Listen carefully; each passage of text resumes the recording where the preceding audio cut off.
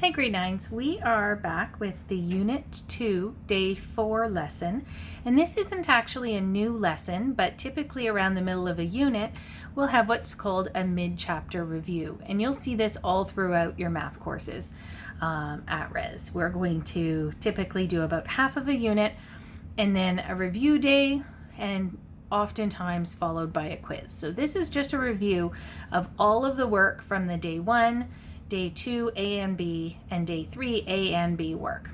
There is this lesson posted on the outline that you guys have access to.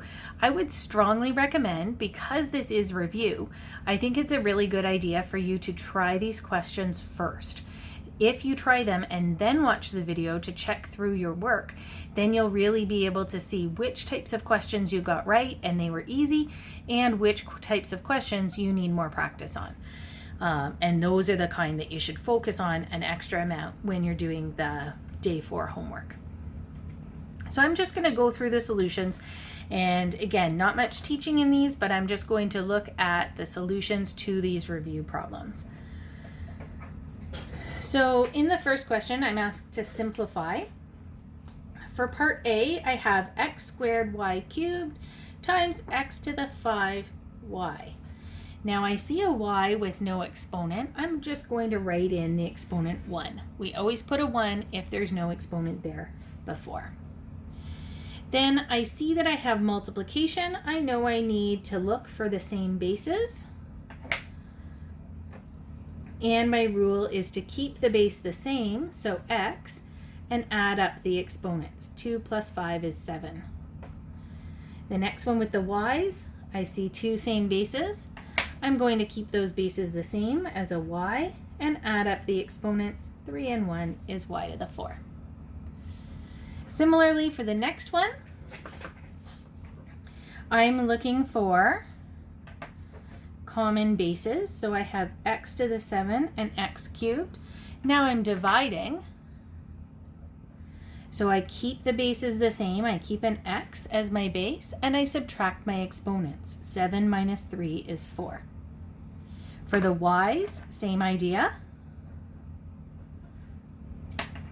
I'm going to keep the base the same, subtract the exponents, and put a 1.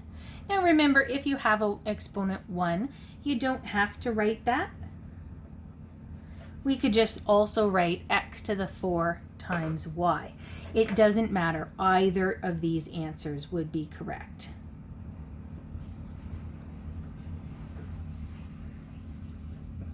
You just don't need to write the 1, but if you did, it's never wrong to do it, to put it there.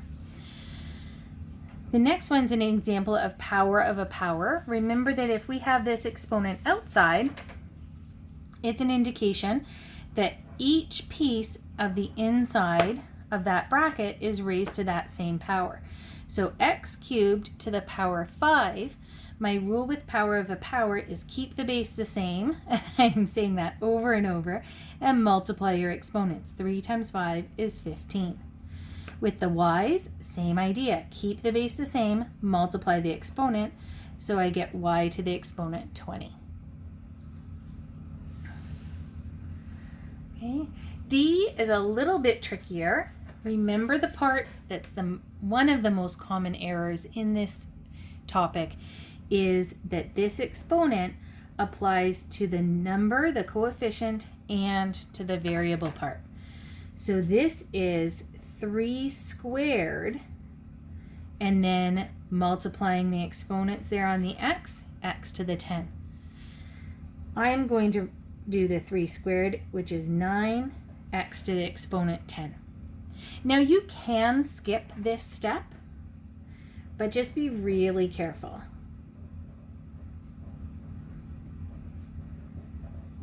In grade 9, I always write that step out because it's so common for people to miss that and forget to square that coefficient or do the exponent to the coefficient. Once you get really good at this, in grade 10 and 11, you're just going to go right to the 9x to the exponent 10. But I always write that out because it's such a common thing to miss. Okay. The next one, I'm going to make sure I do bedmiss. So I see 5 squared plus 5 cubed times 5 to the negative 1. That's not one that we've seen yet. So I'm just going to write down BEDMAS. I see a bunch of operations. I see multiplication, addition, and I've got some brackets. But I know first thing with BEDMAS is that I deal with the brackets. So I'm not going to touch this 5 squared plus. I'm just going to simplify inside the brackets. Now, I have the same base. I have a 5 to the exponent 3 and a 5 to the exponent negative 1. And my rule when I'm multiplying is that I add the exponents. So this goes back to the last unit. Can we do this with a negative exponent? We still can.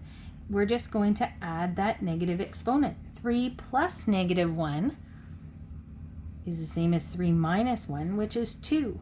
So that's just kind of like a thinking bubble off to the side. It still works with negatives. And you're going to do a lot more with negative exponents later on.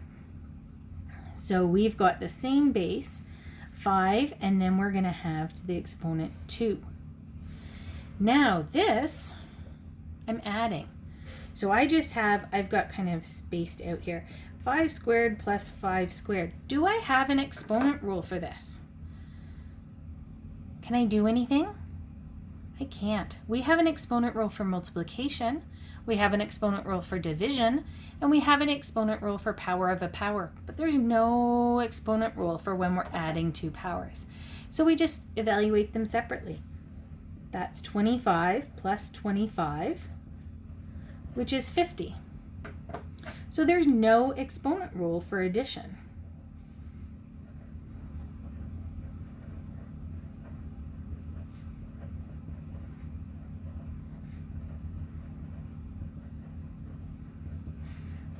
Sometimes when we're so busy with exponent rules, you get something where you're adding. People think, maybe I forgot the exponent rule for addition. Maybe I should just make it up, but you didn't forget it. There just isn't one. So just evaluate each separately and add the answers. Okay, the next one. I have 5 to the exponent 8, 6 to the exponent negative 5, divided by 5 to the exponent 4 squared, and 6 to the exponent negative 2 cubed. So I have more work to do on the bottom because I see power of a power there. So I'm just going to keep this the same on the numerator, and I'm going to evaluate on the bottom. So I have a base to an exponent to another power. So I'm keeping the base the same as 5, multiplying the exponents to get 8. And then here, same idea, keep the base the same at 6, multiply negative 2 times 3 is negative 6.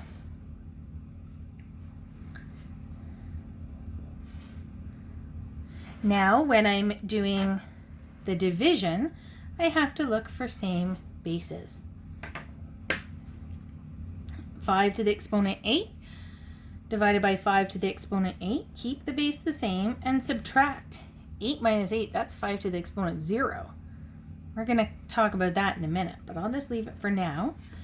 Here, I've got negatives on both exponents, but don't let yourself get bogged down with that. You know how to subtract integers. I have the top exponent minus the bottom exponent. So that is negative 5 minus negative 6 is the same as plus 6. Negative 5 plus 6 is 1. So this is just like a thought bubble off to the side of how am I adding and subtracting those. So I keep the base the same, and the exponent is 1. So that's those guys there. Now, 5 to the exponent 0. You can do that on your calculator, and you can try it. Maybe you've seen an exponent 0 earlier in math, maybe. 5 to the exponent 0 is just 1, because this means that I have 0 5s. There's just nothing there. So there's no 5s at all, so it's just 1. So 1, 6 to the exponent 1, remember, is 6. So that whole thing simplifies to 6. Don't get scared of the negative exponents. They'll work out. They follow all the same rules. A couple more examples here. again, big, we want to evaluate for x equals -2. Now, I know for sure we can't do this yet because there's a bunch of exponents. Some of those exponents are negative, and you guys don't even know what that means, but we can simplify with our exponent rules. So we're going to simplify them first. Here, I have x to the 5 to the exponent -2. That's okay. I keep the base the same and I multiply. 5 times -2 is -10. Then I have x to the 7 to the exponent 3. Power of a power, I'm going to keep the base the same and multiply the exponent. So it's x to the exponent 21. The last one, I have x squared to the exponent -4. Again, you don't have to know about negative exponents. You just follow the rules. Multiplying these exponents, keep the base the same. The exponent's -8. Now, I have x to the -10 times x to the 21 times x to the -8. Multiplying, I have all the same bases. I'm going to add up those exponents. So -10, I'm just going to kind of show this a bit off to the side. I have -10 plus 21 plus -8. -10 plus 21 is 11, plus -8 is like -8, so it's 3. So that whole big messy thing simplified to x cubed. Now, this is something we can sub in x equals -2 for. So I'm going to kind of swoop this up here. You could keep going down below if you're writing this in your notes. So we get -2 is my x value, and if we cube that, -2 times -2 times -2 is -8.